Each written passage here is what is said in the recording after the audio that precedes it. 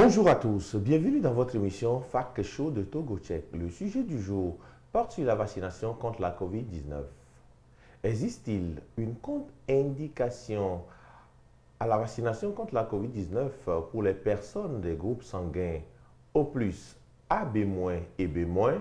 Un audio tente de le faire croire. Pour y voir clair, nous avons invité le docteur Priska Tablousman, responsable du centre de santé d'Amoutivé dans le Golfe 4. Également, elle est membre de la coordination de repose contre la COVID-19. Elle nous donnera son avis, oui, des avis de spécialistes sur la question du jour. Également sur le plateau, Madame Sika Nyaniko, coordinatrice de Togo Tchèque, qui nous livrera les recherches effectuées par sa structure. Mesdames, bonjour. Bonjour. Installez-vous confortablement.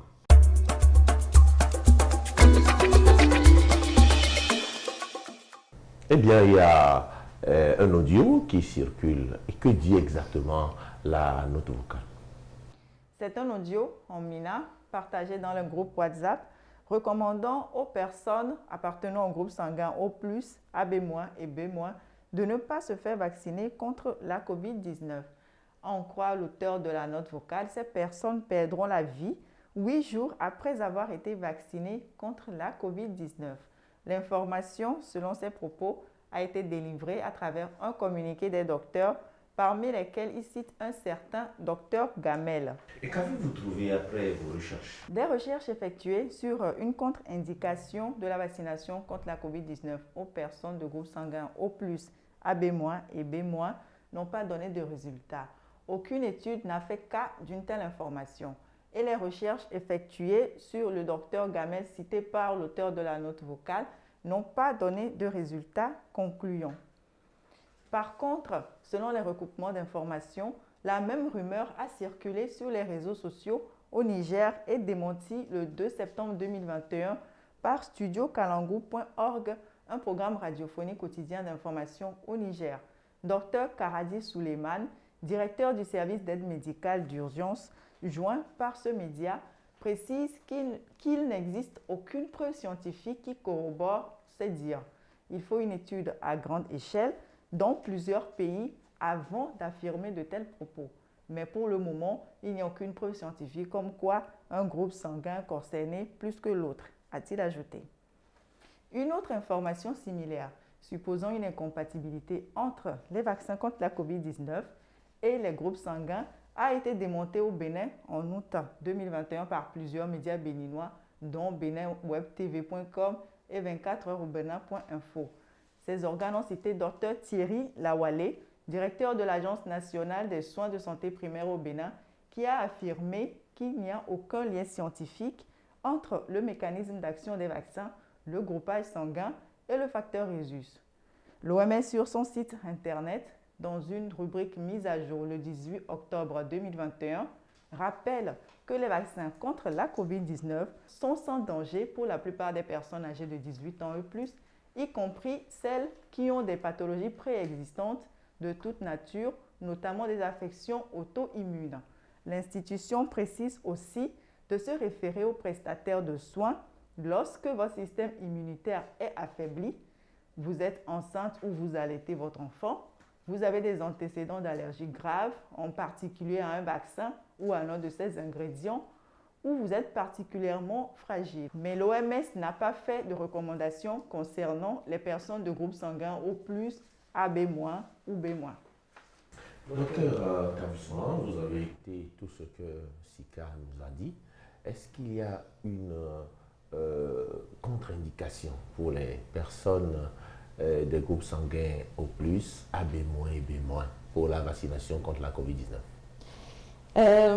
La question me fait sourire parce que je suis curieuse de savoir pourquoi on a choisi certains groupes et qu'on a laissé d'autres, parce que c'est un ensemble, c'est toute une famille de groupages sanguins, du système ABO surtout, et du groupe Rhésus, avec les Rhésus moins et avec les Rhésus positifs.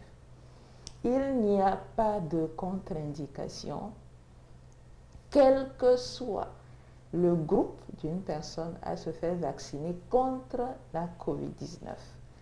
Et j'espère que, déjà je remercie Togo Tchèque pour avoir fait cette enquête-là pour voir si vraiment c'est fondé ou non, parce que c'est ce que beaucoup de gens ne font pas, aller chercher à connaître le fond des choses. Et pour revenir à notre question, depuis qu'on a commencé la vaccination dans le monde, il ne s'est pas agi de diriger une vaccination contre certaines personnes qui sont de groupes sanguins différents que d'autres. Le groupe sanguin n'intervient pas dans la fabrication d'un vaccin. Peut-être les hypothèses sont possibles, mais jusqu'à ce jour, concernant la vaccination coronavirus, aucune étude scientifique, comme vous l'avez dit, aucune étude scientifique ne fait encore même le parallèle entre tel vaccin ou bien tel groupage sanguin. Qu'on arrive à dissimuler ou bien à ne pas mettre en parallèle ces deux choses, parce que c'est deux choses complètement différentes. Il n'y a même pas de lien possible dans le domaine scientifique où nous ne sommes qu'un vaccin puisse aller agir sur d'autres personnes parce qu'ils sont du groupe O positif ou bien du groupe B négatif, ce n'est pas possible. Bon, l'auteur de la note vocale précise bien que les personnes du groupe O+, AB- et B-, et une fois vaccinées contre la COVID-19, vont mourir 8 jours après. Je sais que c'est depuis le 10 mars 2021 que la campagne de vaccination contre la COVID-19 a commencé au Togo. Est-ce que vous avez entendu parler de ces cas ou bien vous avez observé ces personnes décédées après 8 jours de vaccination contre la COVID-19? Au niveau du centre de santé d'Amoutive, particulièrement, et dans le Golfe 4, nous n'avons pas entendu parler d'un décès suite à une vaccination, et particulièrement chez ces personnes-là. Et déjà, quand vous venez à la vaccination, on ne vous demande pas votre groupage sanguin. On vous demande juste si vous avez des tares, quel âge vous avez, est-ce que vous avez le diabète, est-ce que vous avez l'hypertension ou d'autres maladies. Nous ne demandons pas à savoir de quel groupage sanguin vous êtes. Ça n'a rien à voir, ça n'a pas lieu d'être. Donc, que quelqu'un aille à la maison décédé déjà. On dit, surtout encore des rumeurs, qu'il y a des gens qui sont décédés. Mais si ces gens-là ne viennent pas à l'hôpital, on a donné des consignes claires. Il peut y avoir des effets secondaires. Dès que vous vous faites vacciner, approchez-vous de nous. Si des effets secondaires persistent dans les jours suivant la vaccination. Il ne s'agit pas de rester à la maison, de mélanger les médicaments. Et après, quand ça se complique, on court pour venir à l'hôpital et on dit que c'est la vaccination. Parce qu'il y a quelques jours, la personne s'est faite vacciner. Il faut laisser les spécialistes faire leur travail. Donc, c'est tout faux? Bien sûr que c'est tout faux. Donc, si je suis du groupe O+, AB- ou B-, si je me vaccine contre la COVID-19, 8 jours après, je vivrai. Oh, vous savez, moi je suis du groupe O+, hein, et je me suis fait vacciner depuis le 11 mars. Bon, on a dit 8 jours. Je suis encore là, donc je pense que ça ne Donc tient vous êtes pas. la preuve vivante. Je suis la preuve vivante. Je pense que ça ne tient pas. Bon, si quand on dit que les personnes du groupe O+, sont plus résistants à la COVID-19, puis bon, je ne sais pas, pour les autres groupes, est-ce qu'il y a eu une étude scientifique avérée qui atteste que les personnes du groupe O+, sont plus résistants? Alors, la plupart des études publiées sur le sujet se sont intéressées à l'effet du groupe sanguin sur le risque d'être infecté par le SARS-CoV-2. Au début de l'année 2021, 34 études comparant des patients à des contrôles ont ainsi rapporté une association entre le risque d'infection à la COVID-19 et le groupe sanguin.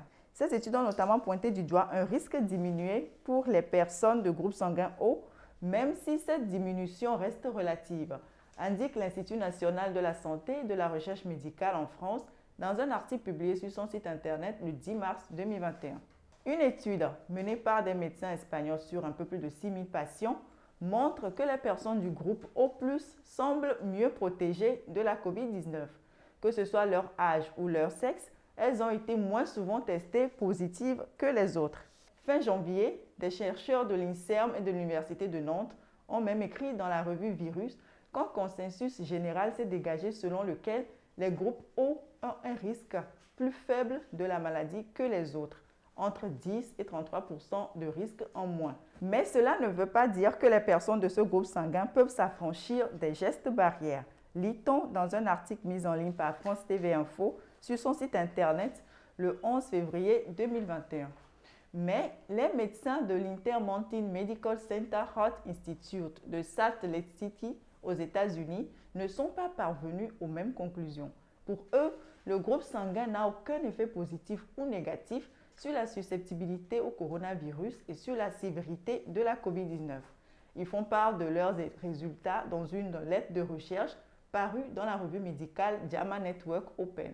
C'est ce qu'indique futurascience.com, le portail dédié aux informations scientifiques, dans une publication en date du 10 avril 2021. En somme, Bruno, plusieurs études ont été menées et sont en cours sur les liens possibles entre la COVID-19 et les groupes sanguins, mais les avis sont controversés et les scientifiques restent prudents sur la question. Docteur, vous avez quelque chose à dire sur ce que vient de dire Sika? Oh, ça rejoint juste ce que j'avais dit tout à l'heure. Tant que la pandémie de coronavirus ne sera pas déclarée terminée dans le monde, toutes les hypothèses ne seront pas évaluées pour voir à la fin qu'est-ce qui est véridique ou pas. Donc, tant que la pandémie continue, on peut avoir dit quelque chose au début de la pandémie en 2020, mais en 2021, cette théorie va changer parce que le virus évolue, les choses évoluent, les études aussi évoluent. Donc, je demanderai à tout le monde d'être plutôt prudent sur ce qu'on nous dit, sur les révélations, surtout sur des déclarations de certaines personnes. Vous n'avez aucun moyen d'aller vérifier le background de ces personnes-là qui se disent spécialistes. Tant que vous n'avez pas ça, restez sur vos gardes. Nous, on est avec vous dans le pays, on sait ce qui se passe.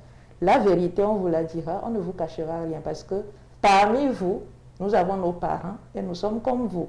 Si ça vous touche, ça nous touche nous. Donc, on est ensemble. Docteur Tansouma, nous avons la chance de vous avoir sur le plateau parce que vous êtes membre de la coordination nationale de riposte contre la COVID-19.